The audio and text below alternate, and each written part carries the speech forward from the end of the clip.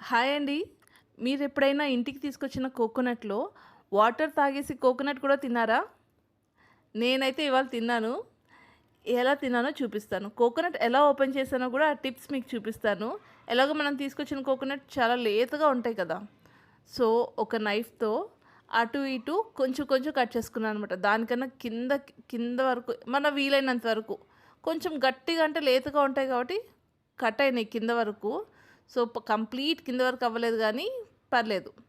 So, పైన గూడా opening దగ్గర ఇంకొంచెం ఎక్కువ కట్ చేసి, మన నరసింహస్వామి ఎలా అయితే హిరణ్యకశిపుడిని ఇలా ఓపెన్ చేసేస్తాడో స్టమక్‌ని, దీన్ని కూడా 2 చేతులతో పట్టుకుని కింద పార్ట్ స్టమక్‌కి అదిం పెట్టి గట్టిగా లాగేసరికి ఇలా 2 బద్దలయింది.